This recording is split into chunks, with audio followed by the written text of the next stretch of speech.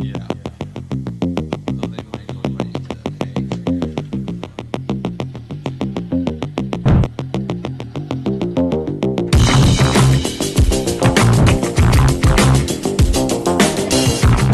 औज़ुबिल्लाहिमिनश्शैतानिर्रजीम बिस्मिल्लाहिर्रहमानिर्रहीम। लब खोल के आज़ाद हो तुम। आज पूरा दिन हम डिप्टी कमिश्नर ननकाना के साथ गुजारेंगे, एक दिन असद बुखारी के साथ सिटी 56 न्यूज़ चैनल पर। उनसे उनके काम के बारे में और उनकी हालात ज़िंदगी के बारे में, किस तरह उन्होंने ये मंजिल हासिल की है, उनकी इब्तदाई तालीम से लेकर और डिप्टी कमिश्नर बनने तक कौन कौन सी उन्होंने मुश्किलात का उनको सामना करना पड़ा और कैसी ज़िंदगी उनकी गुजरी है।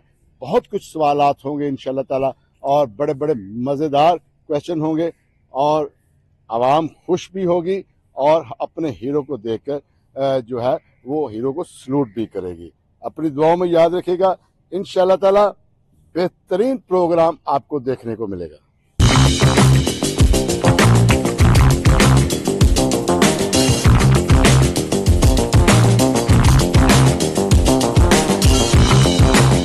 आइए नाज़रीन, आपको डिप्टी कमिश्नर ननकाना के ऑफिस में लिए चलते हैं और उनसे मज़ेदार और बेहतरीन अलग किस्म के क्वेश्चन करेंगे और इंशाअल्लाह ताला उनकी लाइफ के बारे में, उनका लाइफस्टाइल किस तरह का है और कैसे उन्होंने जो है अपनी ज़िंदगी गुजारी है।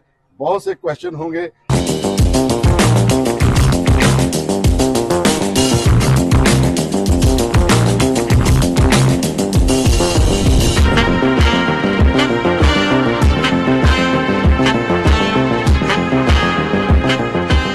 बिस्मिल्लाहिर्रहमानिर्रहीम। आज मैं जिस शख्सियत के बारे में लब कुशाई करूँगा वो किसी तारफ़ के मोहताज नहीं है। ननकाना की पहचान है और आवाम में हर दिल अजीज़ हैं। मेरी मुराद जनाब डिप्टी कमिश्नर ननकाना तस्लीम अख्तर राव साहब हैं। इनसे आज हम इनके साथ आज पूरा दिन गुजारेंगे और इनसे ज़ाती क्वेश्चन भी पूछेंगे और जिस तरह ये आवाम की यहाँ पे खिदमत कर रहे हैं इनसे पूरी हालात ज़िंदगी के बारे में इनसे पूछेंगे। सब बहुत शुक्रिया, आपने हमें टाइम दिया सर। सबसे पहले आप हमें ये बताएं कि आपने इब्तदाई तालीम कहाँ से हासिल की है और यहाँ इस मुकाम तक, इस चेयर तक किस तरह आप पहुँचे हैं? जी, मेरी इब्तदाई तालीम जो है वो पहले प्राइमरी स्कूल जो था मेरा वो हुआ है खारियाँ कैंट से। Then government Rizvia Islamia high school Haroonabad से हुआ और फिर कॉलेज भी मेरा हारूनाबाद से ही है। और उसके बाद जो यूनिवर्सिटी की एजुकेशन मेरी कायद आज़म यूनिवर्सिटी से है पॉलिटिकल स्टडीज़ के अंदर। और उसके बाद मैंने पीएमएस किया था 2009 के अंदर और फिर सर्विस में आ गए थे। सर, आप हम देख रहे हैं कि आप की रूटीन इतनी टफ है कि आप सुबह उठते हैं और रात भी हम देखते हैं कि आप जो है आवाम की खिदमत के लिए पेश दर पेश रहते हैं। क्या इस तरह की स्ट्रेंथ आपको कहाँ से मिली है? क्या समझते हैं कि आवाम से आपकी मोहब्बत का ये क्या जज्बा है? देखिए, सर्विस में आने के ना अगर आप मेंटली क्लियर हों कि आपने सर्विस डिलीवरी पे बिलीव रखना है और लोगों की मदद करनी है तो फिर जज्बा खुद ब खुद ही पैदा हो जाता है। और जहाँ पे भी आप सर्विस कर रहे हो तो आपकी कोशिश होनी चाहिए कि जो आपके बस में है वो आप ज़रूर करें, जो अवेलेबल रिसोर्सेज हैं उसका बेहतर यूटिलाइज़ करें। और यही वो चीज़ें हैं जो यंग ऑफिसर्स को भी सीखने की ज़रूरत है। और जब आप लोगों की मदद करते हैं, लोगों के काम आते हैं, लोग आपको दुआएं देते हैं इन रिटर्न, और दुआओं का नेमल बदल कोई नहीं है। सर, इससे पहले ननकाना से पहले आप किधर एज ए डीसी काम कर रहे थे, किस जगह पे? मैं डीसी नहीं था, मैं deputy secretary to chief minister काम कर रहा था सीएम ऑफिस के अंदर।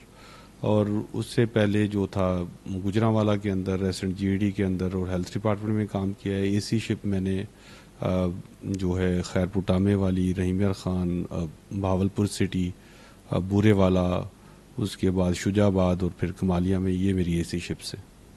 आपकी फैमिली में सर और भी कोई ऑफिसर्स हैं और बच्चों की तालीम कहाँ तक है? कितने बच्चे हैं सर आपके?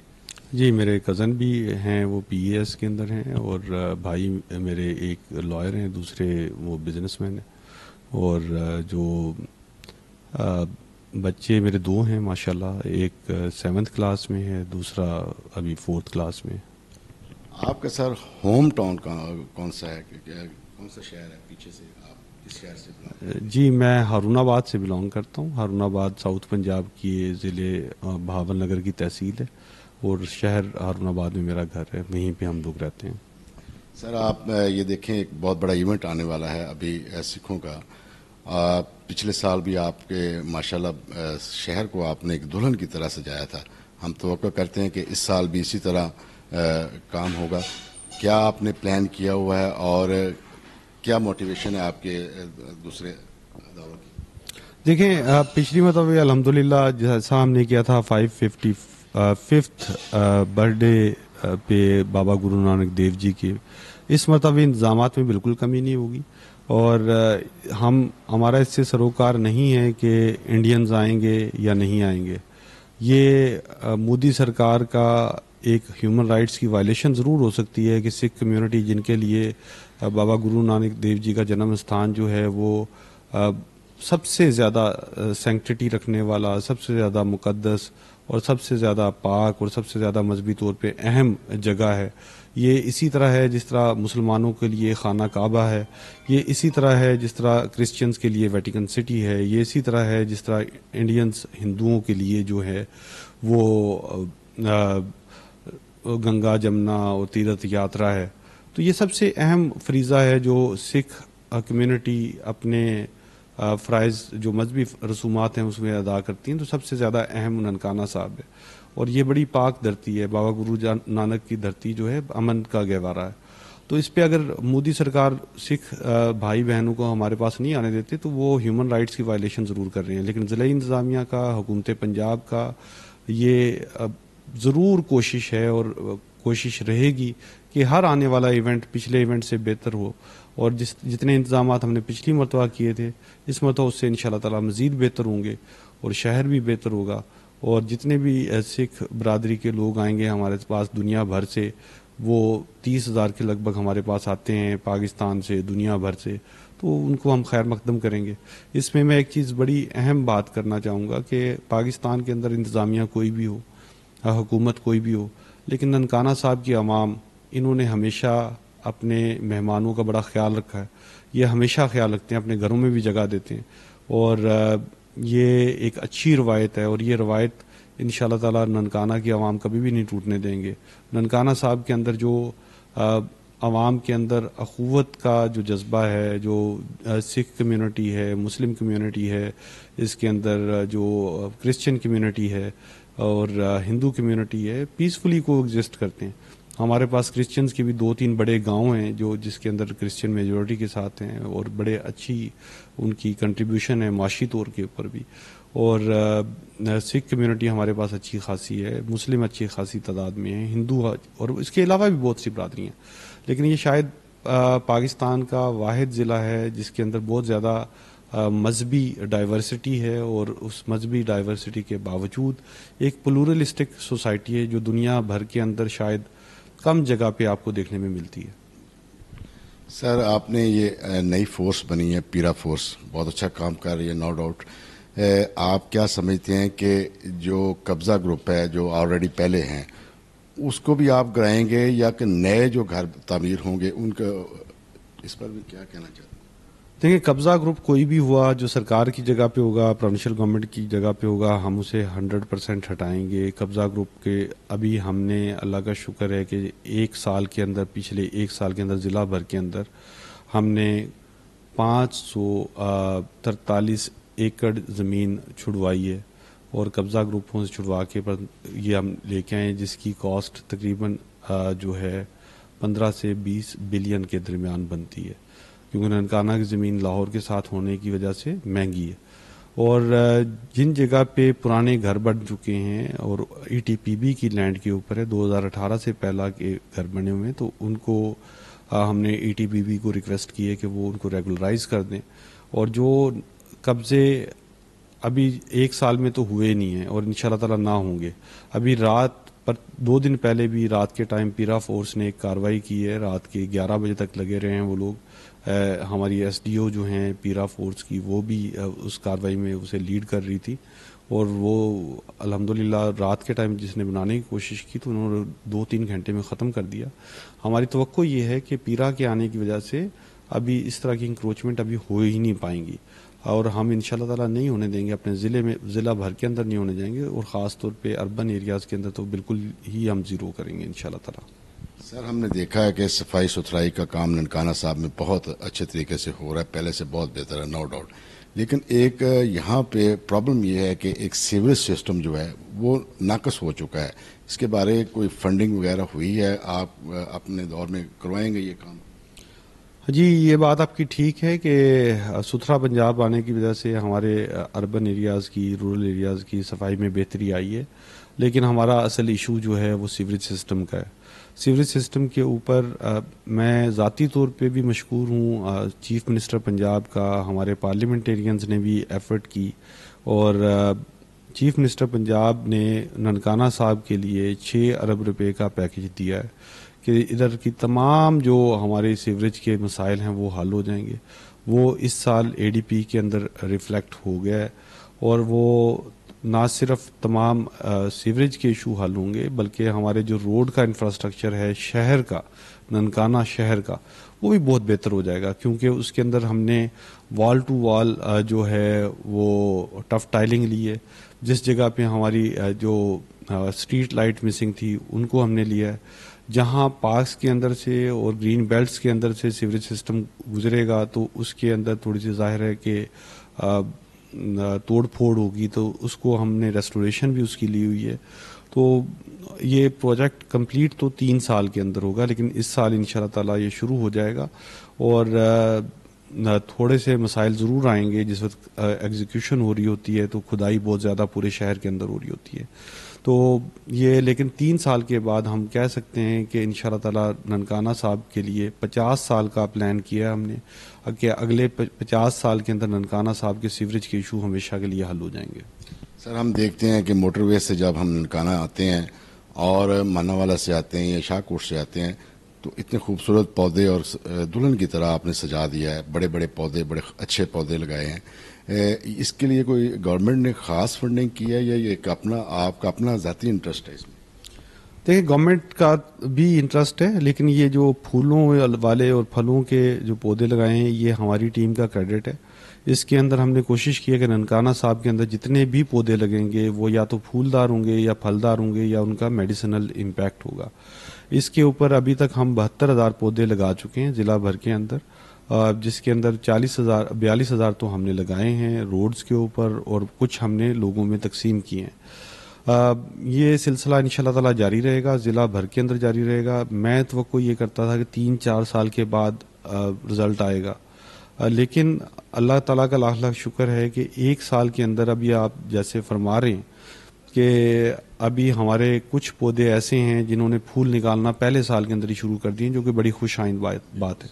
इसमें शहरियों से भी मैं रिक्वेस्ट करूंगा कि आपके जानवर या किसी और के जानवर जब नुकसान पहुंचा रहे होते हैं तो आपका शहर है, आपका इलाका है, आपके लोग हैं, इसको ठीक रखना भी आपकी जिम्मेदारी है।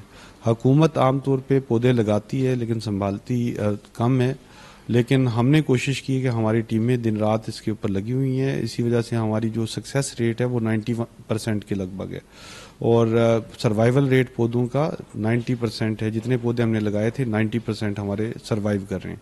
लेकिन इसमें अगर शहरी भी कंट्रीब्यूट करेंगे तो ये और सर्वाइवल रेट भी बढ़ जाएगा और इसकी लुक आफ्टर भी और बेहतर हो जाएगी। सर, आपने हॉस्पिटल में बहुत काम किया है, जितने भी हॉस्पिटल हैं, ख़ास तौर पर DHQ ननकाना साहब में, और यंग डॉक्टर का मसला भी आपने बड़े आसान तरीके से जो हल किया, अब ड्यूटी पे भी आ रहे हैं। लेकिन एक चीज़ है कि अभी भी कहीं ना कहीं कोई मिस्टेक है कि पिछले दिनों एक डॉक्टर ने सुना है, वो पेरेंट्स वो लाश जो उनके वर्सा हैं वो ये कहते हैं कि इनको ब्लड ग्रुप जो है वो गलत लगाया है जिसकी वजह से डेथ हुई है। क्या ऐसा हुआ है? अगर ऐसा हुआ तो क्यों हुआ है? नहीं, ये खबर बिल्कुल मैं इसकी तरदीद भी करता हूँ। उस पर MS का किसी ने मौक़िफ़ नहीं लिया, जिन भी मीडिया चैनल्स ने लगाई है, ये गलत बात है। उसकी रीज़न ये है कि जिस वक्त वो पेशेंट आया है DHQ हॉस्पिटल के अंदर, आज जिस वक्त ये मीडिया पे हाईलाइट हुई है तो मैंने खुद उसकी 5 मेंबर्स की इंक्वायरी कमेटी बिठाई ताकि चीज़ें डिटरमिन हो सकें कि ये एक्चुअली हुआ क्या है। जिस वक्त पेशेंट DHQ के अंदर आया है तो उसका जो HB था वो सिर्फ 5.3 पे था। आम ह्यूमन बीइंग का जो होता है वो 11 से 13 के दरमियान होता है, तो 5.3 HB इटसेल्फ बड़ा कम है। दूसरी बात यह है, पूरी जिम्मेदारी के साथ हम ये कह रहे हैं कि वो एडिक्शन का भी शिकार था। ये 2 मसाइल इंक्वायरी रिपोर्ट के अंदर सामने आए हैं। जिस वक्त इतना ज़्यादा ब्लड कम होगा, और हमारे यहाँ ये कल्चर, ये पब्लिक अवेयरनेस के लिए भी मैं बात कर रहा हूँ कि पेशेंट को उस वक्त हॉस्पिटल ना लेके आया करें जिस वक्त बिल्कुल वो आखिरी लम्हात पे होता है, नियर टू द डेथ होता है। अगर किसी की तबीयत ख़राब होती है तो फौरी तौर पे जो भी करीबी अस्पताल है उसके अंदर ले जाएं तो वो डॉक्टर्स बेहतर मैनेज कर पाएंगे। हमारा अनफॉर्चुनेटली एक कल्चर ये डेवलप हो गया है कि देखें 5.3 पे उसका अगर HB आया है तो ये एक दिन में नहीं आया, इसके लिए कम अज़ कम भी 2-3 महीने का प्रोसेस लगा है। उसका जिस वक्त 6-7 पे 8 पे था, 9 पे था, तो वो जल्दी चीज़ें बेहतर मैनेज हो सकती हैं। जब किसी भी मर्द का 9 पे आता है तो उसको 3-4 यूनिट लगते हैं, 8 पे आता है तो और ज़्यादा उसको केयर की ज़रूरत होती है। तो ये तो सिर्फ 6 से भी कम था, 5.3 या 5.4 के ऊपर इस पेशेंट का जिसका आप रेफर कर रहे हैं। तो ये बात गलत है कि गलत लग गया, खून लग गया, ऐसा मुमकिन नहीं है। ना आप 15वीं सदी में रह रहे हैं, ये थोड़ा सा साफियों को भी जिम्मेदारी का मुजाहरा करना चाहिए। और ये पूरी दुनिया में ऐसा मुमकिन नहीं है, जहाँ पे आजकल तो ये मसला ही कोई नहीं है कि आप जो ये तो DHQ की बात कर रहे हैं, आप अगर इवन किसी डिस्पेंसरी पे भी चले जाएं, आप RHC पे चले जाएं, वहाँ पे भी ब्लड सैंपलिंग हो जाती है। किसी छोटी सी लेबॉर्ट्री पे चले जाएं, वो आपको मैच करके दे देते हैं। तो ये बात गलत है, इस पे मैं बिल्कुल तरदीद करता हूँ इसकी। इसमें डॉक्टर्स का कसूर नहीं है, ये इल्ज़ाम बेबुनियाद है। सर, महंगाई की बात की जाए तो आपने बड़ा अच्छा कंट्रोल किया, लेकिन हम देखते हैं कि दूध की दुकान पे जाएं, कहीं से 180 रुपये का दूध किलो मिलता है और कहीं पे 160 रुपये का मिलता है, कहीं पे 200 का मिलता है। गवर्नमेंट का जो रेट होता है उस पे अप्स एंड डाउन होता रहता है। इसमें हमने जो मुशाहिदा किया है कि बगैर पानी के दूध जो है वो 180 रुपये का देते हैं और जो पानी वाला दूध है वो 160 रुपये का देते हैं। क्यों ये कंट्रोवर्शन है सर इसमें? देखिए, ये दूध का इशू नहीं है, ये 2 चीज़ों पे हमें इशू आ रहा है। एक दूध पे आ रहा है, दूसरा जो है गोश्त के ऊपर आ रहा है। बाकी किसी चीज़ के ऊपर आपको ये इशू नज़र नहीं आएगा। बाकी जितने भी 70-80 जो एसेंशियल कमोडिटीज़ हैं उसके ऊपर ये इशू नहीं आएगा। दूध का इशू तो ये होता है कि गर्मियों में दूध की प्रोडक्शन कम हो जाती है, जिसकी वजह से थोड़ा सा महंगा होता है और उसके ऊपर हम एक्शन भी लेते हैं, उनके ऊपर कार्रवाई भी करते हैं। और इसके ऊपर अभी हमारे DD जो PFA हैं उनकी मैंने अमार नाम है उनके ज़िम्मे भी लगाया और he is working very hard. उसके ऊपर 2 चीज़ों के ऊपर हमने ज़्यादा कार्रवाइयाँ की हैं। अगर आप पिछले महीने की सिर्फ देखें तो गोश्त के ऊपर 5 FIR हैं, दूध के ऊपर 4 FIR हैं। आम तौर पे हम FIR नहीं देते, हम आम तौर पे जुर्माना करते हैं, लेकिन क्योंकि ये थोड़ा सा मसला बढ़ रहा था हमारे डिस्ट्रिक्ट के अंदर तो पिछले महीने से हमने इस पर सख्ती ज़्यादा कर दी है और आने वाले दिनों के अंदर हम इस पर और सख्ती बढ़ाएंगे। और जो एक डिमांड हमारे पास कसाब एसोसिएशन की भी आई है कि उनका रेट ज़्यादा करें, हम उसको भी देख रहे हैं, उसकी वर्किंग करके अगर उनकी बात जायज़ हुई तो हम ज़रूर उसको भी अकोमोडेट करेंगे। जी, लब खोल के आज़ाद हो तुम। इंशाल्लाह ताला पूरा दिन हम DC साहब के साथ चलेंगे और जो जहाँ जहाँ ये विज़िट करेंगे हम इनके साथ रहेंगे। बहुत शुक्रिया।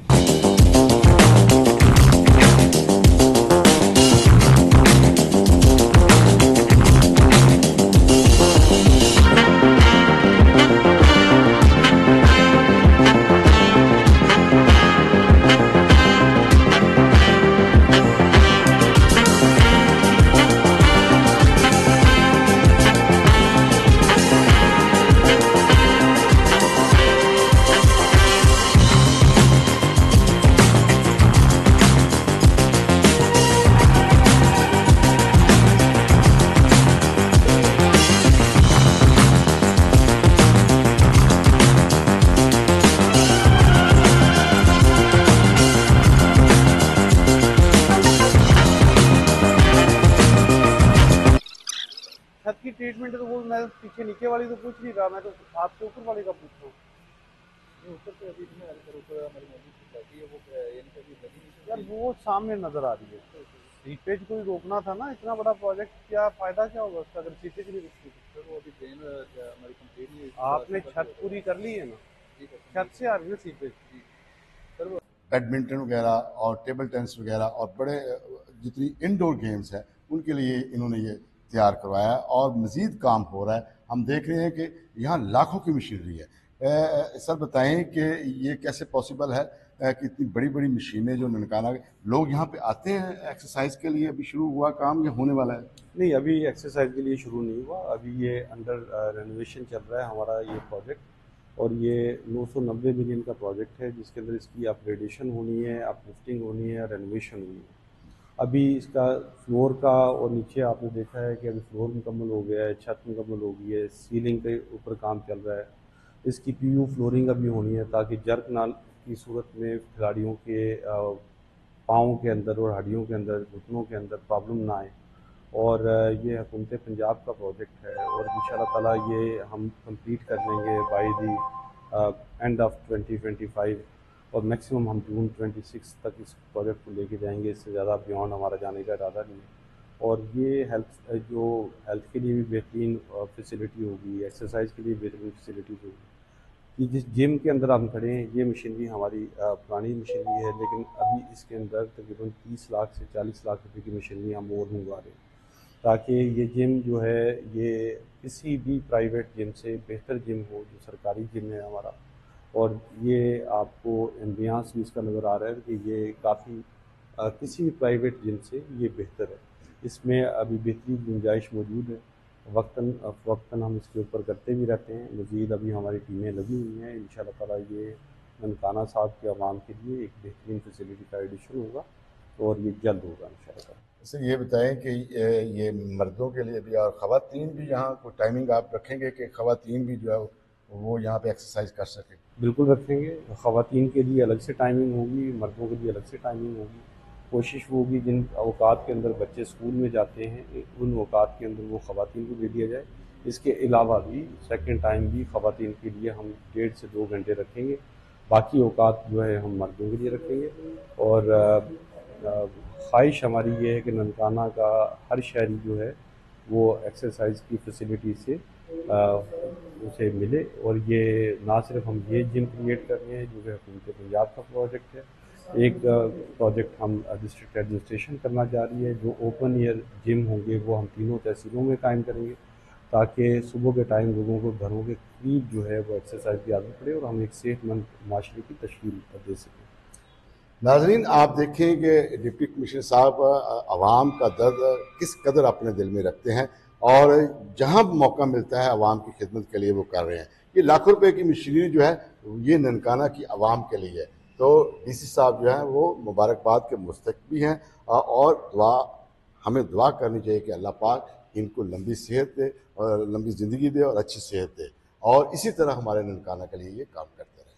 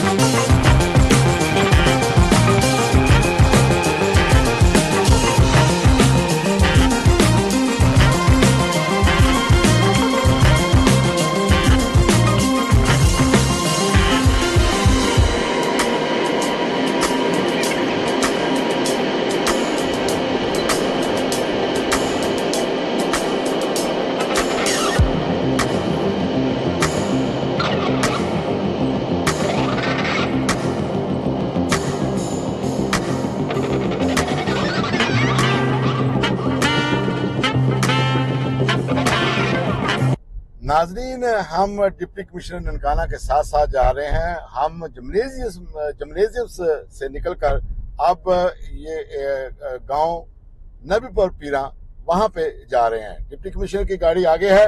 ये गांव जो है ये ब्रिगेडियर एजाज शाह जो इंटीरियर मिनिस्टर साहब का रहे हैं और पीटीआई के एमएनए भी हैं, उनके गांव जो है हम जा रहे हैं। अब देखें कहाँ जा रहे हैं डिप्टी कमिश्नर साहब।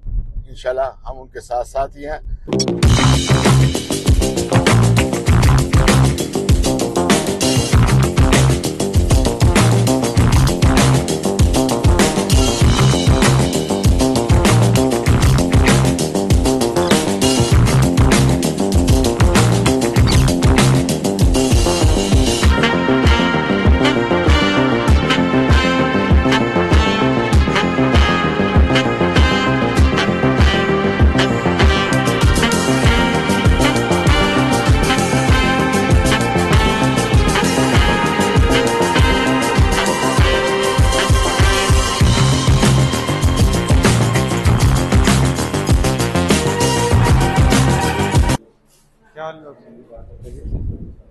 अभी आपने देख लिया इसको, कोई प्रॉब्लम तो नहीं है इसके अंदर?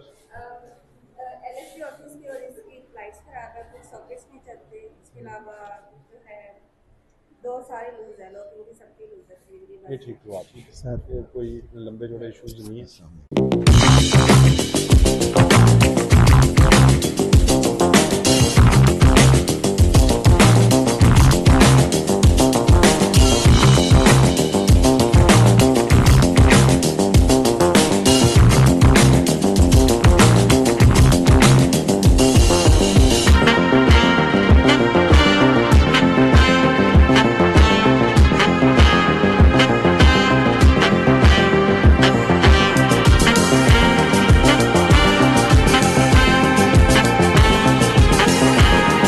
आपने किया हुआ है ये पीयू फ्लोरिंग है, वैसे किया हुआ है ये? नहीं सर, ये विनाइल शीट ये 2 mm की होती है, 2 mm थिकनेस। पहले स्कर्टिंग नहीं थी, फिर हम स्कर्टिंग पे मैंने लगवा दी सर।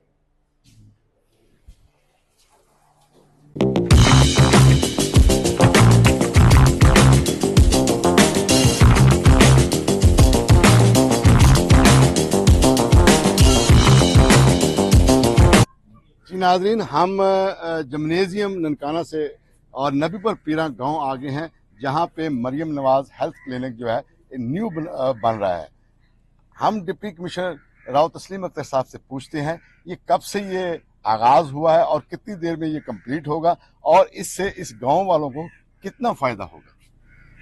हमारे पास 47 BHUs थे जो कन्वर्ट हो चुके हैं मरियम नवाज हेल्थ क्लिनिक के अंदर, और जिसके अंदर से 29 जो हैं वो उन पे काम चल रहा है। 29 के अंदर से 25 हमारे कंप्लीट हो चुके हैं। 4-5 जो हैं वो भी इंशाल्लाह ताला इस जो अक्टूबर की 15 तारीख तक हम कंप्लीट कर लेंगे। थर्ड फेज आएगा जो उसके अंदर हमारे जो बाकी हैं 18 वो भी हो जाएंगे। और ये मेरे साथ इधर एक्सियन साहब मौजूद होंगे। एक्सियन बिल्डिंग इनकी हमाद साहब की हमारी टीम की ये काविश है कि फंड्स पूरे पंजाब में दिए गए, रेनोवेशन के लिए दिए गए, लेकिन चीफ मिनिस्टर की हदायत के मुताबिक हमने फंड्स का बेहतर इस्तेमाल किया। और बेहतर इस्तेमाल इस तरह किया कि बाकी जगह पे रेनोवेशन का काम हुआ, हमने इन तमाम BHUs को गिरा के नए सिरे से तामीर किया। उन्हीं रिसोर्सेज में तमाम जगह पे हर BHU के ऊपर जो दिया गया था वो 20 मिलियन रुपीस दी गई, और हमने उसी 20 मिलियन के अंदर बल्कि उसमें से सेविंग करते हुए तमाम बिल्डिंग्स को गिराकर नए सिरे से तामीर किया। अभी आप इधर पीछे देखेंगे तो ये जो बिल्डिंग है ये पहले रोड से नीचे थी, डिमोलिश करके इसे रेज किया, उन्हीं फाउंडेशन के ऊपर खड़ा किया और दोबारा हमने इसे नया कंस्ट्रक्ट कर दिया। इसकी एक एक ईंट नहीं है, एक एक चीज़ नहीं है, इसके अंदर कोई चीज़ पुरानी नहीं है, दीवारों समेत हर चीज हमने नई बना दी है। हम देख रहे हैं सारे दरवाजे भी नए बने और कमरे भी और टाइलें भी नई लगी हैं। ये टफ टाइल भी नई लगी है। इससे पहले इस तरह का कुछ नहीं है, बल्कि पानी बहुत ज्यादा इधर आ जाता था। यहाँ सर जो है कितने डॉक्टर बैठेंगे और LHV वगैरह और नर्सिंग वगैरह स्टाफ कितना बैठेगा? टोटल 8 लोगों का स्टाफ होगा। ये 24/7 मरियम नवाज हेल्थ क्लिनिक है हमारा। इस पे डॉक्टर सुबह की शिफ्ट के अंदर मौजूद होगा, बाकी जो इवनिंग और जो नाइट की ड्यूटी है उसके ऊपर हमारे जो हैं वो मौजूद होंगे। LHVs और पैरामेडिकल स्टाफ मौजूद होगा और राउंड द क्लॉक ये चलेगा। इससे जो इस आबादी के, इस UC के इर्द गिर्द तमाम लोग बेनिफिट उठाते हैं। तकरीबन 60 से 70 एक BHU पे पेशेंट आते हैं और ये फ्री मेडिसिन दी जाती है यहाँ पे और इंशाल्लाह ताला ये लोगों के लिए बेहतरीन फैसिलिटी होगी पूरे ज़िले भर के अंदर। नो डाउट कि मरियम नवाज साहबा को ये क्रेडिट जाता है, लेकिन डिप्टी कमिश्नर ननकाना की अनथक मेहनत, ऐसे लग रहा है कि किसी भी आप चीज को हाथ लगा लें, किसी भी डिपार्टमेंट को, किसी भी शोबे को, डिप्टी साहब ने ऐसे लग रहा है माशाल्लाह जैसे इन्होंने PhD किया। दरवाजे को हाथ लगा के देखे, लकड़ी का पता चल जाता है, टाइल का पता चल जाता है और माशाल्लाह बहुत जबरदस्त काम हो रहा है यहाँ नबीपुर पीरा के गांव में और लोगों को यहाँ पे बहुत ज्यादा फैसिलिटी मिलेगी। एक चीज़ मैं और भी ऐड कर दूँ, ये टफ टाइलिंग लगी हुई है, ये बेसिक प्रोजेक्ट का हिस्सा नहीं थी। ये जो टफ टाइलिंग है ये हमारे एक्सीडेंट साहब ने, DD डेवलपमेंट ने ये खुद से एफर्ट करके इसके अंदर डलवाई है ताकि लोगों की एक्सेस जो BHUs की है वो बेहतर हो सके। और इंशाल्लाह ताला हम चीफ मिनिस्टर से गुजारिश भी करेंगे कि जो रोड एक्सेस है हमारे BHUs की उनको भी हम बेहतर करेंगे इंशाल्लाह। जी बहुत शुक्रिया।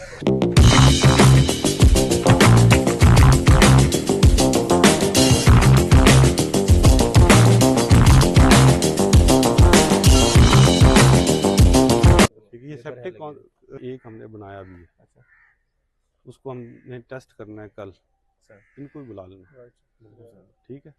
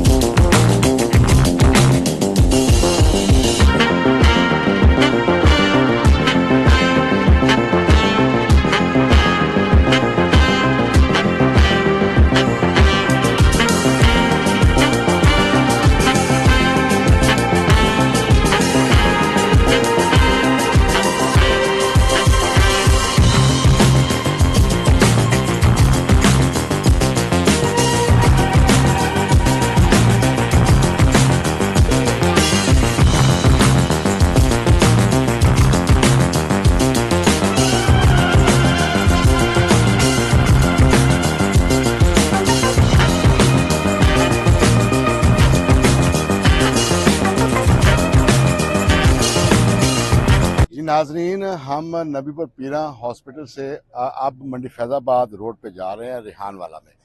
रास्ते में DC साहब जो है ये प्रोफेशनल गवर्नमेंट का जो प्रोजेक्ट है रोड का दोनों तरफ का वो चेक कर रहे हैं। इनसे पूछते हैं कि ये प्रोजेक्ट कितनी लागत का है और डिस्ट्रिक्ट गवर्नमेंट का क्या किरदार है इसमें। जी, ये जो है प्रोजेक्ट जो भी प्रोविंशियल गवर्नमेंट का होता है उसकी एग्जीक्यूशन डिस्ट्रिक्ट गवर्नमेंट ने ही करनी होती है और हमारा highway department government of Punjab इसको कर रहा है। चीफ मिनिस्टर पंजाब ने इस 1.6 बिलियन का ये प्रोजेक्ट है। 42 किलोमीटर हमारे डिस्ट्रिक्ट में से गुजरता है ये लाहौर जड़ावाला रोड। इसकी जो है जो होनी है, क्या नाम है, असफाल्ट होनी है इस रोड की और इसकी रिकंस्ट्रक्शन होनी है। कुछ जगह पे इसके ऊपर हमारे वो भी आ रहा है जो ये सर नए सिरे से आप सड़क बना रहे हैं दोबारा हर चीज, या ऊपर सिर्फ वो जो लोको वगैरह होती है वो ही डाल रहे हैं, या मिलिंग करके इसके ऊपर नई असफाल्ट डलेगी और जिस जगह पे स्लश वगैरह है वहाँ पे रिकंस्ट्रक्शन होगी ताकि ड्यूरेबिलिटी इस रोड की कम से कम भी 10 साल रहे और 10 साल मिनिमम टाइम फ्रेम में जो रहेगा और इंशाल्लाह ताला जब ये रोड कंप्लीट हो जाएगी तो ये 15 से 20 साल निकालेगी ये रोड।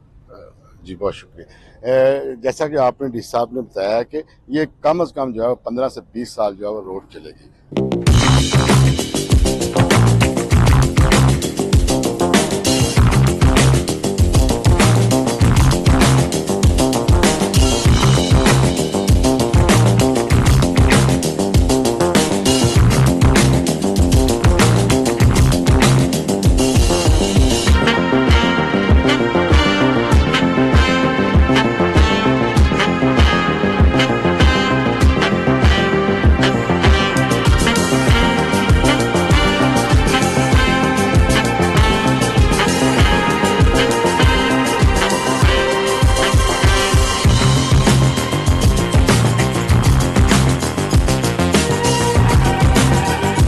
हम नबीपुर पीरा से जो है जा रहे हैं अभी रिहान वाला में। डिप्टी कमिश्नर की गाड़ी आगे आगे है और हम पीछे पीछे हैं, और वहां पे भी जाके देखेंगे कि डिप्टी कमिश्नर ननकाना साहब जो है उनकी कारकर्दगी देखेंगे, हॉस्पिटल की कारकर्दगी देखेंगे और क्या क्या कर रहे हैं डीसी साहब ननकाने में जो काम करवा रहे हैं उनकी कारकर्दगी देखेंगे और हमारे साथ जुड़े रहिएगा।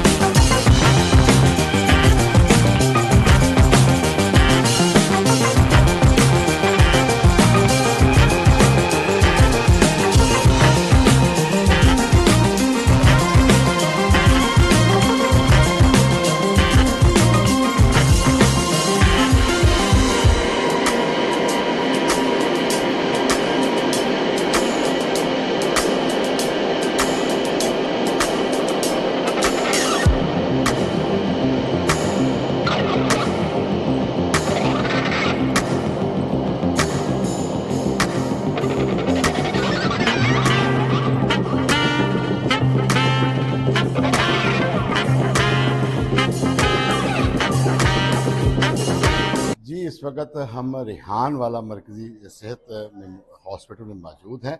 डीसी साहब से हम पूछते हैं कि यहाँ कितने मरीज डेली के आते हैं और क्या क्या सहूलतें जो हैं यहाँ मरीजों को दी जाती है और कौन कौन से टेस्ट जो फ्री हैं जो गवर्नमेंट ने किए हुए हैं और लोग कितना यहाँ से फ़ायदा उठा रहे हैं।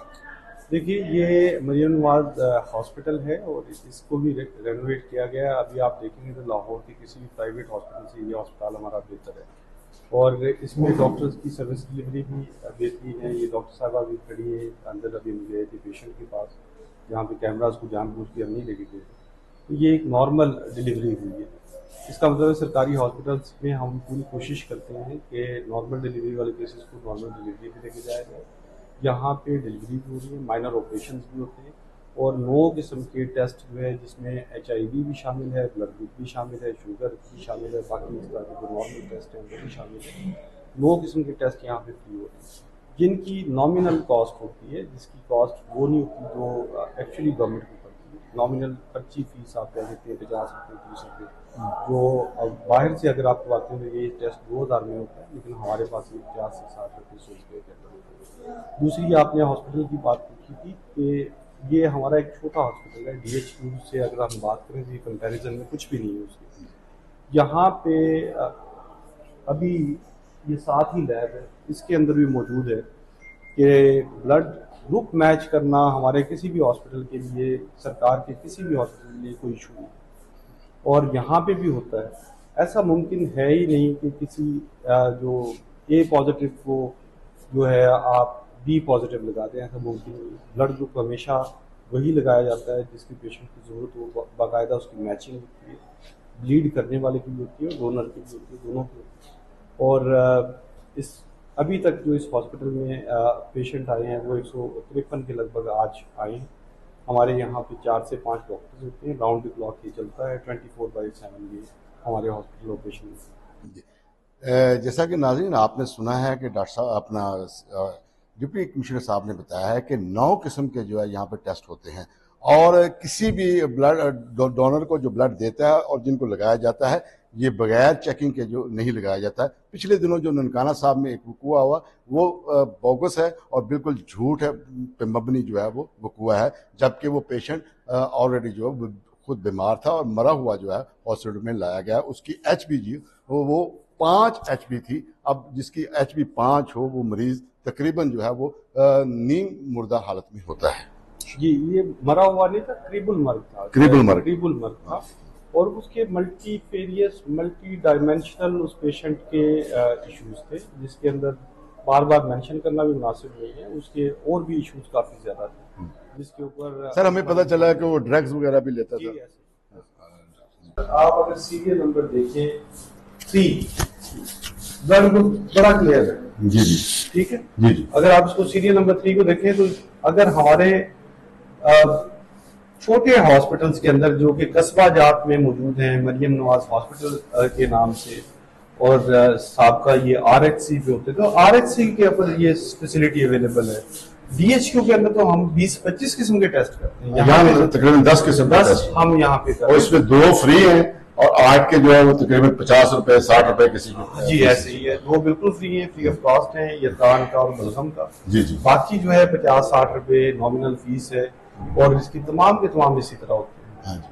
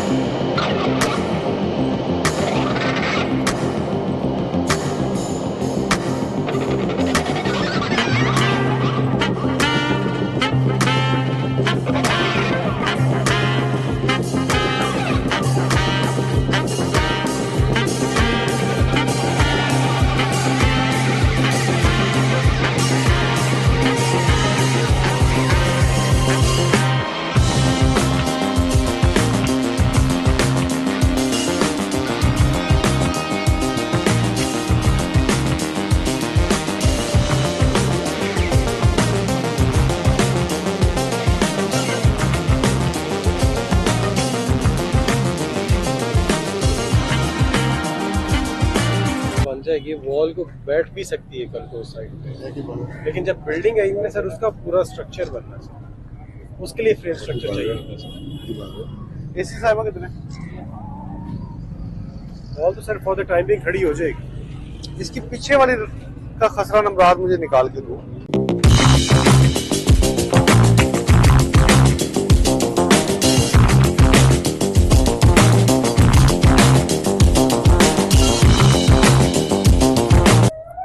नाज़रीन, डिप्टी कमिश्नर साहब हमारे साथ मौजूद है। हम रेहान वाला हॉस्पिटल से अब मंडी फैजाबाद आ गए हैं। यहाँ पे एक सरकारी दफ्तर बन रहा है। DC साहब से पूछते हैं ये कौन सा सरकारी दफ्तर है और इस पे कितनी लागत आ रही है और कितने दिनों में ये कंप्लीट हो जाएगा? ये इंशाअल्लाह अगले 4 से 5 महीने में कंप्लीट होगा और ये मॉडल सहूलत बाजार है ननकाना में, क्योंकि हमारे पास जगह नहीं थी वहाँ पे TPP की लैंड, तो ये हम नहीं चाहते थे कि हमारा जो ये सहूलत बाजार की गवर्नमेंट पैसे वो वापस से मॉडल 16,000 इस जगह पे बनेगा जो हमारे पीछे है। इसका काम अभी शुरू हो चुका है, लेकिन अगले 4 से 5 महीने में ये कंप्लीट हो जाएगा। सर ये बताएं कि ये कितनी लागत इसमें आएगी और ये कंप्लीट होगा? ये तकरीबन 3.5 करोड़ रुपए का प्रोजेक्ट है और इसके अंदर कियोस्क बनेंगे जो 160 के लगभग जो लोगों को हम इधर रोजगार दे सकेंगे इंशाल्लाह। जी बहुत शुक्रिया जी, आगे चलते हैं।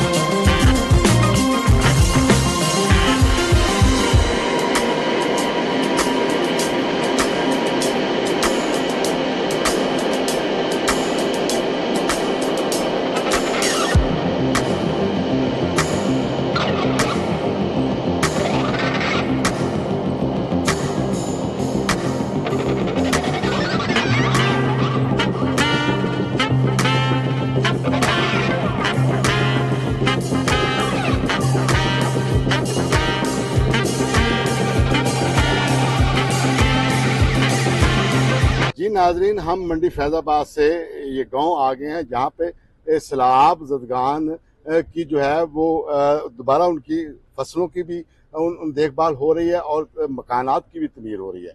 डी साहब से हम पूछते हैं कि कितने नुकसानात हुए हैं और अब तक कितनी रिकवरी हो चुकी है, यहाँ पे कितने लोगों को रिकवरी दे चुके हैं? सर रिकवरी अभी तक एक को भी नहीं दी गई। ये बड़ा इंपॉर्टेंट क्वेश्चन है आपका। हुकूमत पंजाब ने फील्ड सर्वे टीम बनवाई है, ज्वाइंट फील्ड सर्वे टीम, जिसके अंदर एक रेवेन्यू का बंदा है, एक एग्रीकल्चर का बंदा है, एक अर्बन यूनिट का है और 2 आर्मी के। टोटल 5 बंदों की एक यूनिट है और हमारे पास 52 टीम्स काम कर रही हैं तहसील ननकाना के अंदर। ये असेस करेंगे कि कितना डैमेज हुआ है, फसलात का कितना हुआ है, घरों का कितना हुआ है। अगर खुदा न खास्ता किसी के जानवर मरे हैं, जो हमारे डेटा के मुताबिक बिल्कुल नील है, तो उसकी एविडेंस बेस्ड होगा। और अगर कोई ह्यूमन लाइफ है वो भी हमारे नज़दीक नील है, क्योंकि हमारे डिस्ट्रिक्ट में अल्हम्दुलिल्लाह कोई डेथ नहीं हुई थी, तो वो भी हम उसका भी एस्टिमेट करेंगे। और ये एस्टिमेशन टीम जो है एसी साहिबा के अंडर सुपरविजन काम कर रही हैं। डेली ये इनका फीडबैक देती हैं, इनके मसाइल भी हल कर रहे हैं। जैसे यहाँ पे एक इशू आया हुआ था, 52 टीम्स के अंदर से सिर्फ 4 टीम्स ऐसी हैं जिनका ऐप का इशू है।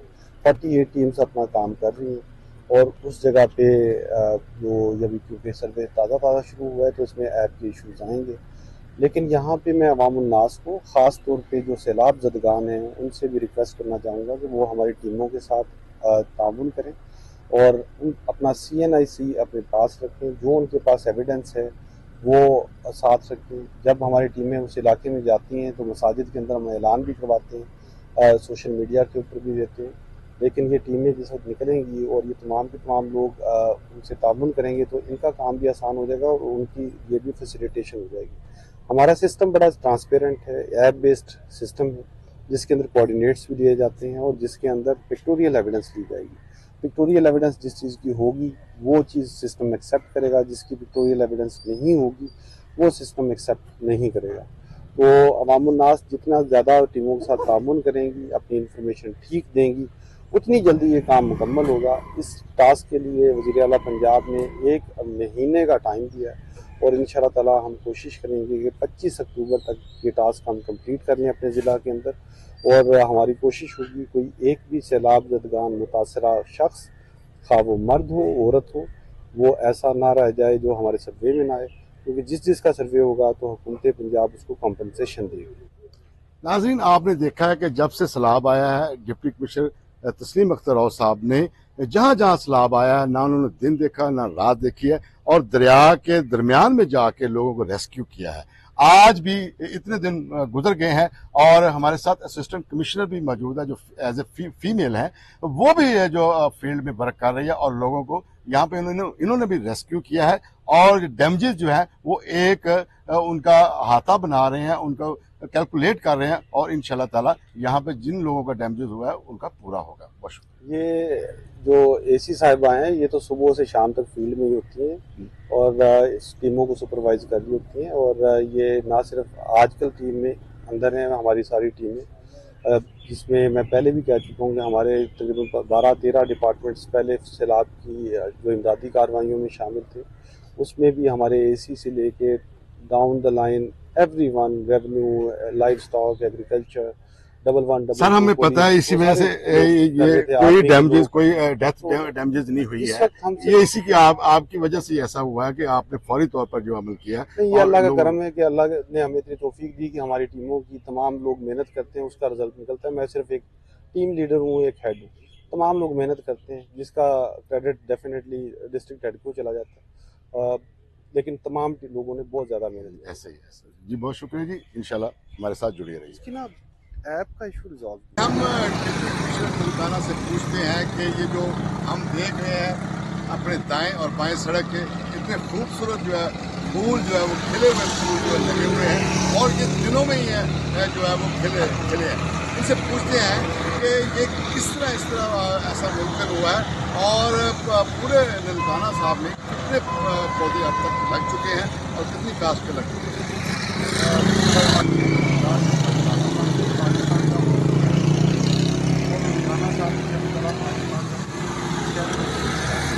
पहले हमारा पेशावर शहर फूलों का शहर कहा जाता है, और पेशावर के अंदर भी मैं रिसेंटली गया हूँ जो साथ वगैरह वहाँ पर नजर नहीं आए, आते थे पहले आज से 20 साल पहले वहाँ। तो ननकाना साहब को इंशाअल्लाह ताला हम पूरे पाकिस्तान के अंदर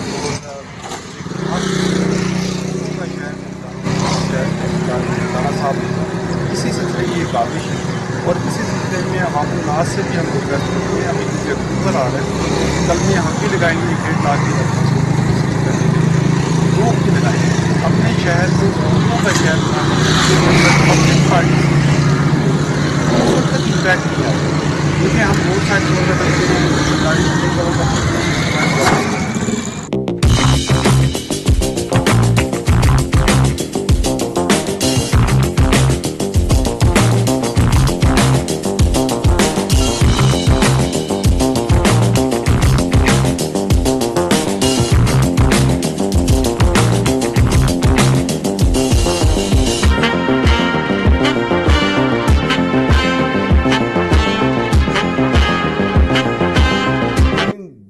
के विजिट यहाँ से हम निकले हैं, हॉस्पिटल गए हैं, जिम्नेजियम गए हैं और उसके बाद हम नबीपुर पीरा एक गांव है, वहाँ हमने जो मरीम नवाज साहबा ने हॉस्पिटल बनाए हैं उनका विज़िट किया। उसके बाद हम मांगटा वाला में जो रोड बन रही थी उसका विज़िट किया। उनके बाद हम आगे मंडी फैज़ाबाद की तरफ चले हैं और रिहान वाला में हॉस्पिटल है, उनको चेक करने के बाद फिर एक गांव गए हैं जहाँ पे सैलाब ज़दगान जो तबाहकारियाँ हुई थी उनका बैकअप देखने के लिए डीसी साहब गए। डीसी साहब से काफ़ी क्वेश्चन हुए हैं हमारे काम के हवाले से।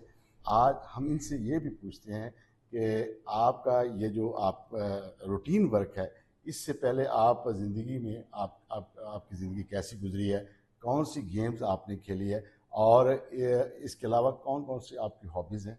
जी सर बताइएगा, क्या आपने कौन कौन सी गेम खेली है और हॉबीज़ क्या है आपकी? मैं जो पहले स्कूल के लेवल पे तो हैंडबॉल और बास्केटबॉल खेलता था, उसके बाद क्रिकेट, जिस तरह सारे पाकिस्तानी बच्चे खेलते हैं उसी तरह क्रिकेट भी खेलती। लेकिन ज़्यादा लंबा अरसा जो जॉब में आने के बाद मैंने खेला वो बैडमिंटन खेली। और अभी पिछले 4-5 साल से मसरूफियत की वजह से अभी कोई भी गेम या फिर वॉक वगैरह सारा चीज़ ख़त्म हो गई। अभी इरादा है कि दोबारा शुरू कर ली जाए। तो ये हॉबी के अंदर गार्डनिंग हमेशा से एक पैशन रहा है। मैं अपने खेतों में भी खुद ही जाता हूँ और वो हमेशा से ये एक रहा है। नेचर के आप जितना करीब रहेंगे उतना अच्छा रहेगा। और सर हमने देखा है, ये तो हमें पता चल गया है कि जिस तरह आप सैलाब में आपने जो अपनी शलवार जो है उठाई हुई थी और नंगे पांव आप पानी में चल रहे हैं, ना आपको सांप का डर ना किसी और का, ये पता चल रहा था कि आप खेती बाड़ी खुद करते होंगे। और जिस तरह आप फूलों की ये परवरिश कर रहे हैं, फूल लगा रहे हैं, दरख्त लगा रहे हैं, इससे पता चलता है कि ये आपकी हॉबी भी है और आप बहुत ज़्यादा इंटरेस्टेड हैं। इसके अलावा सर कोई आप की ज़िंदगी में कोई शायरी वगैरह या इस तरह का कोई बुक्स पढ़ने का कोई है ऐसा कि आपने कभी शायरी की हो या किसी शायर को पसंद करते हो या ज़िंदगी में आपको किससे मोहब्बत हुई हो? मोहब्बत वाला सवाल तो ना ही पूछे तो अच्छी बात है। एक से ज़्यादा हुई है सर। मोहब्बत तो अल्लाह का शुक्र है कि बीवी बच्चे हैं, बीवी से मोहब्बत है। माशाल्लाह। और बड़ी अच्छी खातून है मेरी बीवी जो है। और बचपन में मेरे ख्याल में लड़कपन में हर लड़के को मोहब्बत होती है, एक दिन होती है और दूसरे दिन शाम को वो मोहब्बत ख़त्म हो जाती है। वो मोहब्बत नहीं होती, वो बस एक लगाव किस्म की होती है, वो टीनेज ग्रुप के अंदर होती है। और जहाँ तक शायरी का ताल्लुक़ है तो शायरी मैंने कभी भी नहीं की, ना पोइट्री मुझे इतनी ज़्यादा पसंद है। हाँ, नसर के ऊपर काफ़ी ज़्यादा रहा और कॉलेज के दौर में और यूनिवर्सिटी के अंदर और इवन यूनिवर्सिटी के बाद भी ऑटोबायोग्राफीज़ मैंने बहुत ज़्यादा पढ़ी हैं। और जो इंटरनेशनल रिलेशंस के ऊपर कुछ बुक्स मैंने पढ़ी हुई हैं और इसके ऊपर मेरा काफ़ी रहा है, शगफ रहा है। लेकिन शायरी से नहीं, फिक्शन के ऊपर वो कभी अच्छा, भी। फिल्म आपको या ड्रामा, स्टेज ड्रामा या फिल्म, क्या आपने देखा है या आपको इसका शौक है? कभी कौन सी फिल्म देखी है जो भी आपको याद आती है और भूलती ना हो? मैंने फिल्म मुझे काफ़ी अर्सा हो गया अभी देखे हुए, लेकिन जब मैं बैचलर होता था तो मैं फिल्में काफ़ी ज़्यादा देखता था। अभी शायद टाइम नहीं होता तो इस वजह से नहीं देख पाते। मुझे जो फिल्में ज़्यादा पसंद हैं वो पंजाबी, इंडियन पंजाबी फिल्में मैं देखता था ज़्यादा। और इंग्लिश मूवीज़ भी मैं देखता था। और जो बाकी हिंदी फिल्में मैंने कम देखी हैं, पाकिस्तानी फिल्में भी मैंने कम देखी हैं। तो ज़्यादातर ऐसी फिल्म ही मुझे अच्छी लगती है जिसके अंदर कोई मज़ा हो और बंदा थोड़ा सा एंजॉय कर सके। तो मुझे ज़्यादा फिल्में इसी किस्म की ज़्यादा पसंद रही हैं। और जो मार धाड़ वाली हैं वो कम ही मैंने देखी हैं फिल्में। Right sir.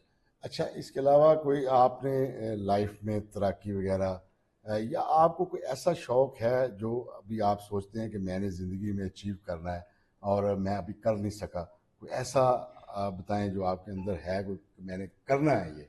2019 में मैं हेल्थ डिपार्टमेंट में था। 20 में जब कोरोना आया तो हमने काफ़ी ज़्यादा काम किया।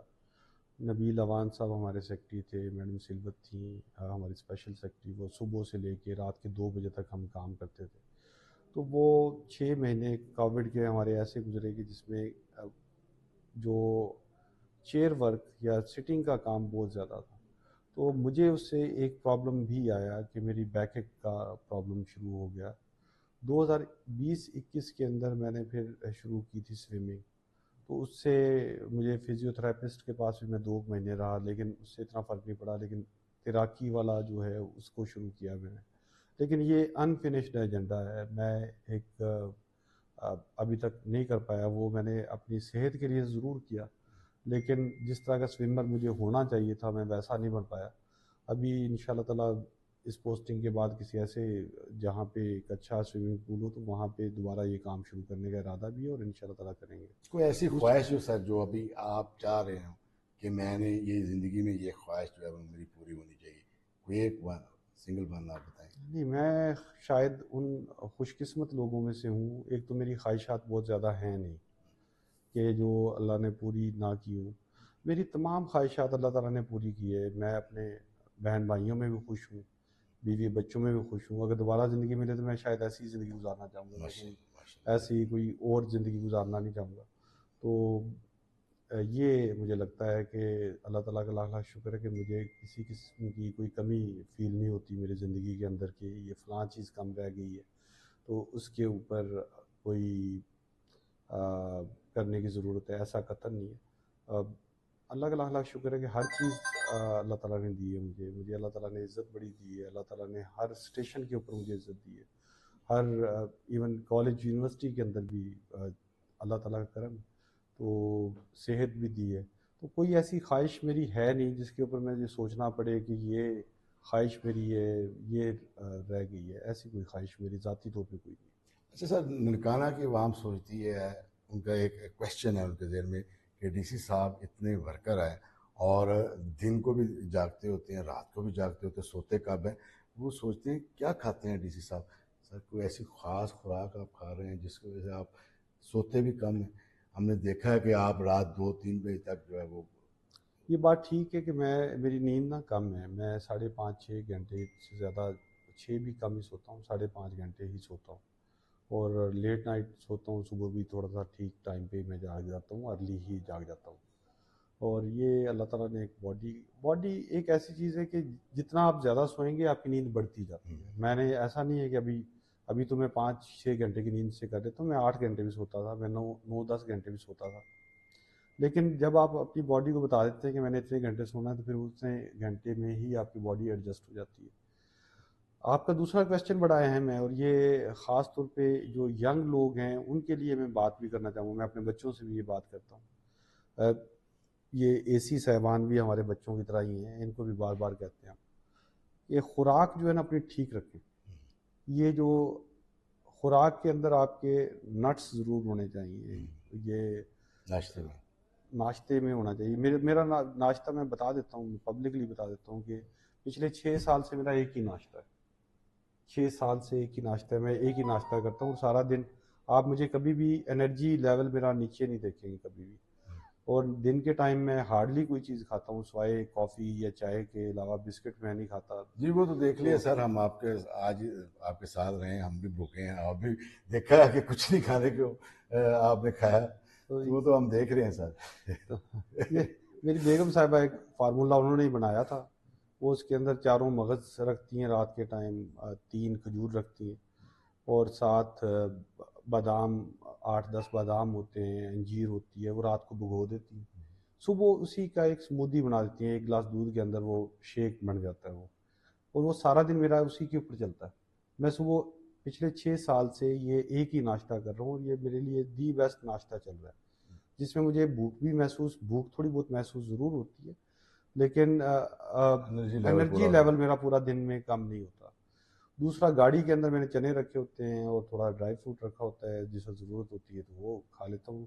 मैं बाज़ारी चीज़ों को अवॉइड करता हूँ, और रात के टाइम घर में जो भी खाना पका हो, मैंने कभी ये नहीं कहा कि ये क्यों पका और क्यों नहीं पका।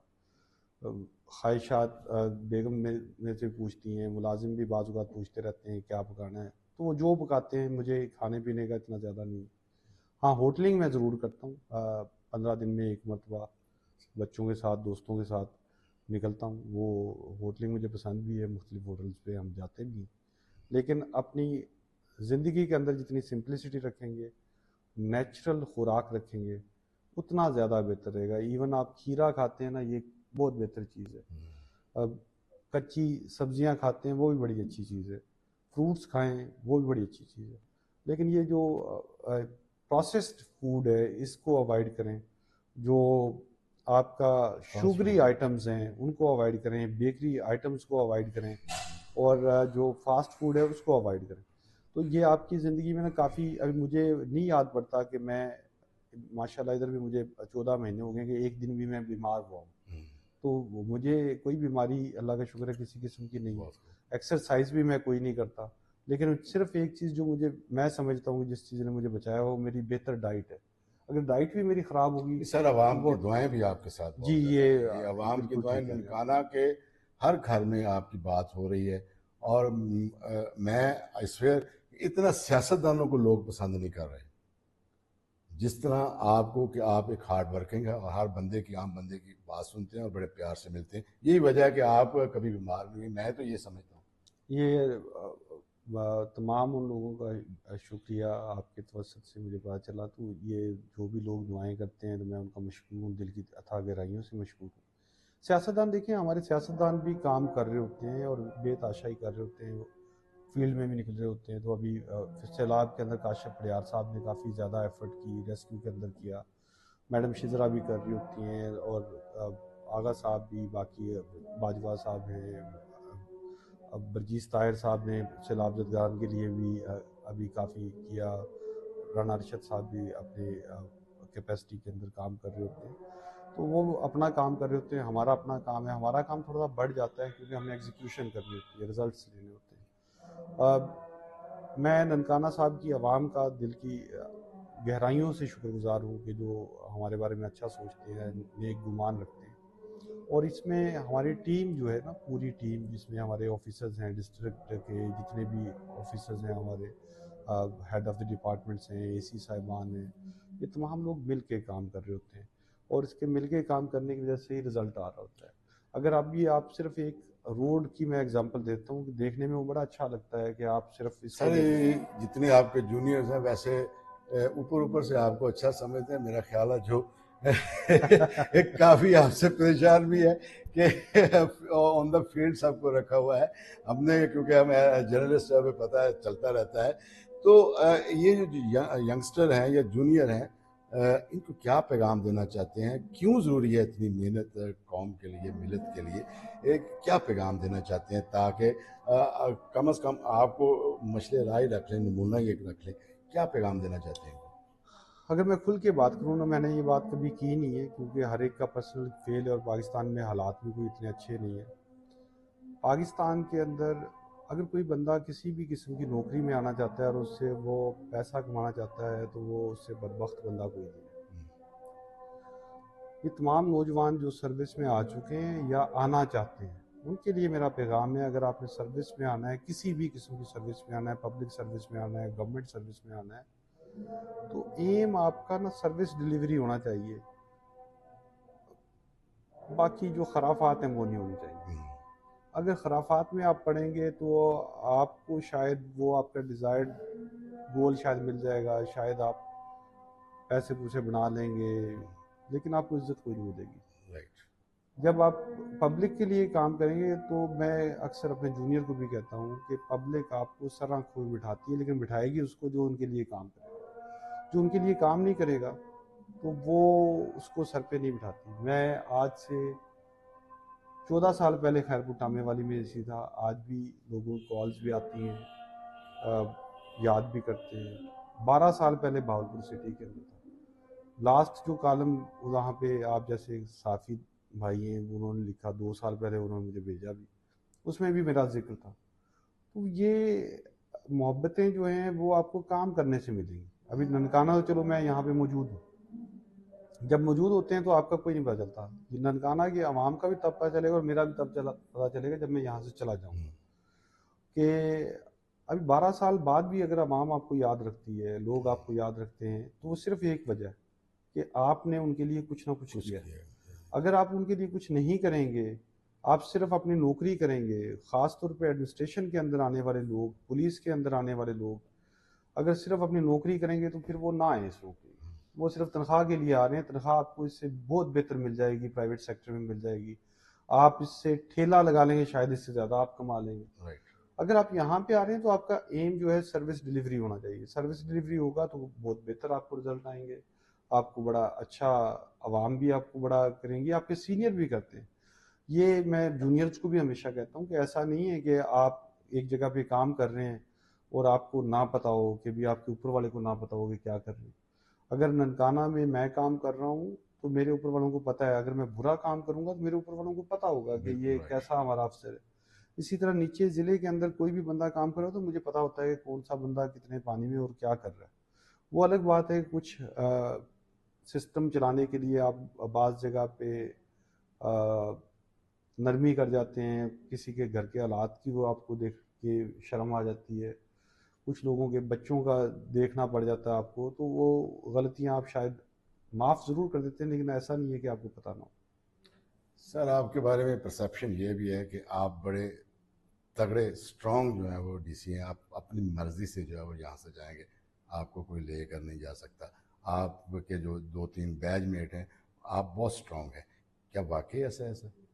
नहीं, स्ट्रॉन्ग तो सिर्फ अल्लाह ताला की ज़ात होती है, ऐसा कोई कुछ भी नहीं होता गवर्नमेंट के अंदर स्ट्रॉन्ग। और अब मैंने अभी बात की कि अगर आप मेरिट पे काम करेंगे, आपके ऊपर वाले जो हैं उनको पता होता है। चीफ मिनिस्टर पंजाब को पता है कि उनके 36 के 36 डीसीज क्या कर रहे हैं, डीपीओस क्या कर रहे हैं, चीफ सेक्रेटरी साहब को पता है कि क्या कर रहे हैं। जिस वक्त ऐसी बात कोई नहीं होती, जिस वक्त अगर बुरा काम करेंगे तो आपको हटाने में 1 मिनट भी नहीं लगता। अगर आप ठीक काम करेंगे तो आपके खिलाफ अगर शोर भी होता है तो वो शोर दब जाता है आपकी परफॉर्मेंस की वजह से। ये तमाम एसीज़ के लिए भी है, ये तमाम हमारे जो जितने भी ज़िले इंतज़ामिया के ज़िले अफसरान हैं हमारे, उनके लिए भी है। ये तहसील में हमारे जो काम कर रहे हैं एसी साहिबान हैं, उनके साथ जो तहसील के ऑफिसर्स हैं, वो सारे ये उनके लिए भी है। जो बंदा ठीक काम करेगा, अभी हमारे ज़िले के अंदर अल्लाह का शुक्र है कि बड़ी अच्छी टीम काम कर रही है। इसके अंदर 7-8 लोग हैं जिनके ऊपर मुसलसल प्रेशर भी रहता है, लेकिन ऊपर वालों को पता है कि वो अच्छा काम कर रहे हैं, तो वो अच्छा काम कर रहे हैं। तो इसमें ऊपर वाले हमेशा अच्छे काम को सपोर्ट करते हैं। कोई ऐसा बंदा नहीं है मेरे ख्याल में, जिस तरह मैं कभी नहीं चाहूँगा कि मेरे नीचे कोई बंदा बुरा काम करे। जो हमारे ऊपर बैठे हैं उनकी भी यही ख्वाहिश होगी कि उनके नीचे जो हम लोग बैठे हैं सबॉर्डिनेट पोजीशन के अंदर, वो बेहतर काम करें। और हमें बेहतर काम करने की वजह से थोड़ा सा रखा जाता है, नहीं बेहतर काम करेंगे वापस चले जाएंगे। जैसा कि डीसी साहब ने कहा है कि वो कमिटेड हैं अपने अब जॉब के साथ, उन्होंने ठान ली है कि मैंने ये काम करना है। तो उन्होंने जूनियर्स के लिए भी यही कहा है कि अगर आप इस फील्ड में आना चाहते हैं, गवर्नमेंट में आना चाहते हैं, तो आपको कमिटेड होना ज़रूरी है। जी।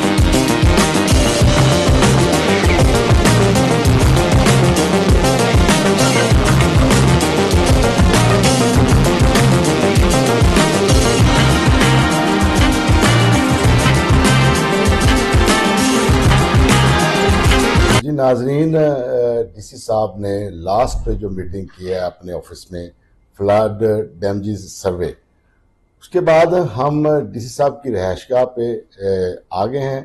हमारे पास साथ जो हैं वो डीसी साहब के साहबजादे मौजूद हैं। इनसे पूछते हैं कि इनकी लाइफस्टाइल कैसी है और इनकी ज़िंदगी कैसे गुजर रही है। सबसे पहले बेटा आप अपना नाम बताएं, क्या नाम है? जी अस्सलाम वालेकुम, मेरा नाम उमर है। उमर है, माशाल्लाह। कौन सी क्लास में पढ़ते हैं? मैं 7th क्लास में पढ़ता हूँ। अच्छा, पढ़ाई के साथ साथ आपको क्या शौक है और मुझे हॉबीज क्या है आपकी? मेरी हॉबीज ड्राइंग और प्रोग्रामिंग है।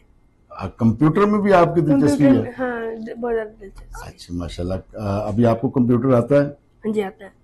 क्या आता है कंप्यूटर का? कंप्यूटर में कोडिंग आती है, और कंप्यूटर पे बेसिक कमांड्स आते हैं। माशाल्लाह माशाल्लाह। तो कौन से स्कूल में आप पढ़ते हैं? मैं इस वक्त क्रिसेंट स्कूल में पढ़ रहा हूँ। क्रिसेंट स्कूल में पढ़ते हाँ हैं, ठीक हो गया। अच्छा ये बताएं कि आप बड़े होकर क्या बनना चाहते हैं? मैं बड़े होकर सॉफ्टवेयर इंजीनियर। आप पापा की तरह ज़िले के इंचार्ज क्यों नहीं बनना पसंद फरमाते कि डीसी साहब कितना मेहनत कर रहे हैं और कितना नाम उन्होंने पैदा किया, तो इंजीनियर तो बहुत ज़्यादा हैं, लेकिन इधर तो देखें ना, एक ज़िले का एक ही मालिक है, आपके पापा मालिक हैं पूरे ज़िले के, ठीक है? तो आप क्यों नहीं बनना चाहते? आप क्यों ऐसा समझते हैं कि पापा की तरह आप? ज़िले के तो मालिक चेंज होते रहते हैं ना, तो ज़िला भी चेंज ही होगा। लेकिन बाबा कहते हैं कि जिस भी फील्ड में जाना है ना, उसमें टॉप करना है, जिस भी फील्ड में जाना है। आपका इंटरेस्ट जो है वो मैथ में और कंप्यूटर में ज्यादा है? हाँ जी। ठीक हो गया। अच्छा, आप सीएसपी ऑफिसर नहीं बनना चाहते? जैसे पापा बड़े अफसर बने, आप चाहते हैं कि इंजीनियर बने। हाँ जी। अच्छा, इंजीनियर बनने के बाद आप पाकिस्तान की खिदमत करेंगे या आउट ऑफ सिटी कंट्री जाएंगे? जो मैंने सोचा हुआ है वो तो ये है कि कोई भी पाकिस्तान, चाइना, जहाँ पे भी वो कंपनीज वगैरह के लिए वो ऐसा सॉफ्टवेयर बनाओ जिनसे वो हैक ना हो सके। माशाल्लाह, इसका मकसद है कि आप अपना सॉफ्टवेयर बनाना चाहते हैं। आप चाहते हैं कि मैं अपने मुल्क के पाकिस्तान की खिदमत करें। बहुत खूब। अभी जो हमने जंग जीती है वो इंजीनियरिंग की वजह से जीती है, सॉफ्टवेयर इंजीनियरिंग की वजह से। Very good. अच्छा ये बताएं कि बेटा आप दिन में कितना पढ़ते हैं, कितना टाइम देते हैं पढ़ाई को? पढ़ाई को तकरीबन 4 घंटे। 4 घंटे देते हैं? स्कूल के बाद या स्कूल के बाद 2 घंटे वैसे ही होमवर्क वगैरह में गुजर जाते हैं और फिर वो ट्यूशन पढ़ते हैं। स्कूल में यानी कि 6 घंटे स्कूल में देते हैं आप? हाँ जी, 6 घंटे स्कूल में। 6 घंटे टोटल। अच्छा, पापा भी आपके हमने देखा है कि नमाज नहीं छोड़ते, बाकायदगी से पढ़ते हैं।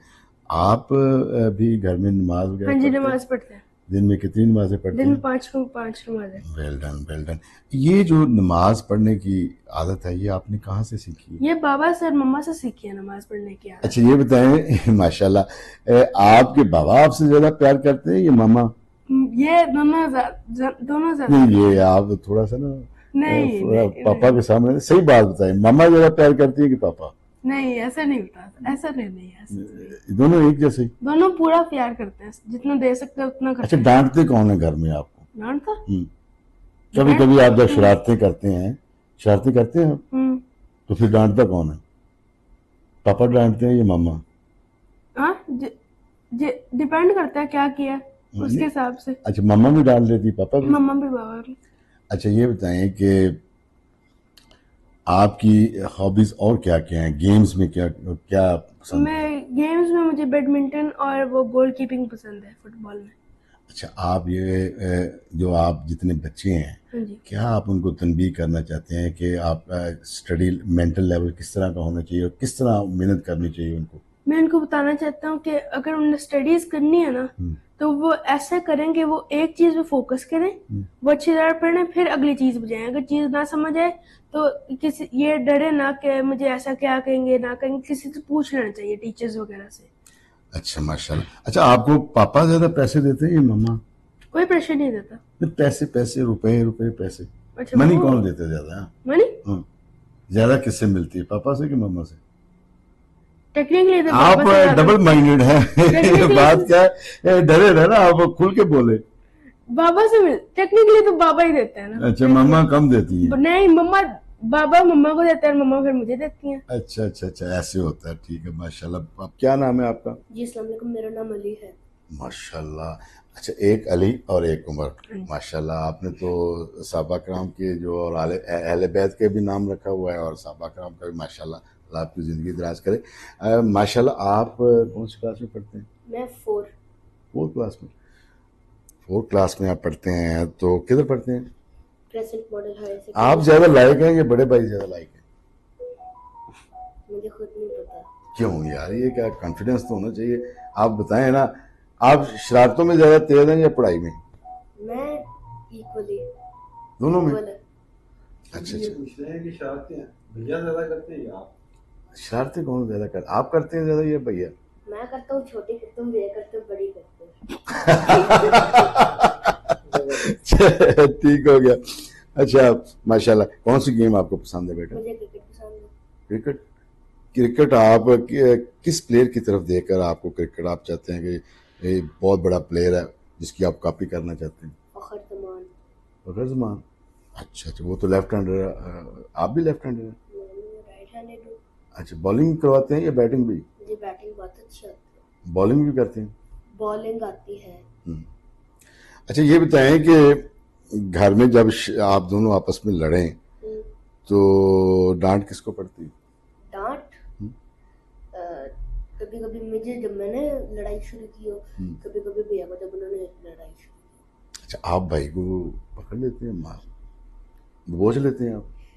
भैया ना पहले थोड़ा सा ना मुझे तंग करते हैं, उसके बाद मैं कहता हूँ क्या मुझसे ले आए, और फिर वो लड़ना शुरू कर जाते हैं। अच्छा, माशाल्लाह। अच्छा, ये बताएं कि वो तो इंजीनियर बनना चाहते हैं, आप क्या बनना चाहते हैं? CSS करना चाहता हूँ। ओह वेल डन। आप पापा की कॉपी करना चाहते हैं, बड़े ऑफिसर बनना चाहते हैं।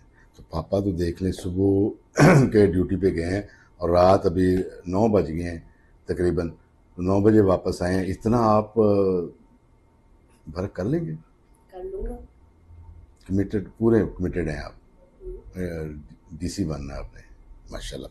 अच्छा, ये बताएं कि आपको अगर कहा जाए यहाँ पे ना मैं एक चीज ऐड करना चाहूँगा। ये अली बाज़ औक़ात मुझसे नाराज भी होता है कि बाबा आते नहीं है, टाइम नहीं देते। एक दो मरतबा रोया भी है बाबा के टाइम ना देते। हाँ। बेटा, वो आपके पापा तो अवाम की खिदमत कर रहे हैं ना, हर घर में उनका नाम लिया जा रहा है, इतनी ज़्यादा मेहनत कर रहे हैं, लोग अच्छे नाम से याद कर रहे हैं, दिन रात इस कौम के लिए, इस मुल्क के लिए खिदमत कर रहे हैं ना। वो उनको शौक से तो नहीं वहाँ बैठते हैं ना, वो तो काम करते हैं ना। इसलिए मैं आपसे पूछ रहा हूँ कि आप इतनी मेहनत कर लेंगे? कर लूँगा। Very good, very good. आप कोई लतीफ़ा आता है आपको? लतीफ़ा क्या होता है? कोई जोक, अदबी जोक? जोक आता है, ठीक भी जाती है। कोई नहीं, कोई जोक आपको कोई सुना दो। मुझे नहीं आता। कभी कोई आपको आता है? या सुनाए। अच्छा, एक कमरे में 3 लोग, आपने ना नहीं कहना, ठीक है? नहीं या नो, इन किसी भी लैंग्वेज में नहीं कहना, ठीक है? राइट। ठीक है। अच्छा, तीन दरवाजे हैं, एक लाल, एक Yes. हरा और एक नीला। कौन सा लेंगे? एक लाल, एक हरा और एक नीला। नीला। लाल ले लेंगे। लाल ले लेते हैं, ठीक है। अच्छा, लाल वाले दरवाजे में फिर 3 फ्रूट आगे पड़े होते हैं, केला, सेब और अमरूद। कौन सा लेते हैं? अमरूद। अच्छा, अमरूद लेते हैं। आपने तो कहा आपने केला लिया। Very good, very good, very good. अच्छा, माशाल्लाह। अच्छा, ये बताएं कि अगर आपको आउट ऑफ कंट्री जाना पड़े तो कौन से ऐसे 3 मुल्क हैं जहां आप जाना पसंद फरमाएंगे? अगर आउट ऑफ कंट्री जाना पड़े तो एक अमेरिका, चाइना और जापान। सबसे एडवांस टेक्नोलॉजी में ये मुल्क है। चाइना, अमेरिका और जापान। आप जापान जाना चाहते हैं, चाइना या अमेरिका। अच्छा, बड़े होकर और क्या बनेंगे? एक अगर इंजीनियर। शादी नहीं करवानी? शादी फिर जो बाबा और मम्मा को अच्छा लगा उसके हिसाब से करवा लेंगे। अपनी मर्जी नहीं करनी? नहीं, मर्जी नहीं करनी। मर्जी में शादी कभी अच्छी नहीं। ये तो अभी आप कह रहे हैं बड़े हो गए, तो आप ऐसा नहीं कहेंगे। वो बड़े हो गए करेंगे ना, अभी तो छोटा हूँ। अच्छा, ठीक है। अच्छा, आप बताएं कि आप अपनी मर्जी से शादी करेंगे या मामा पापा की मर्जी से?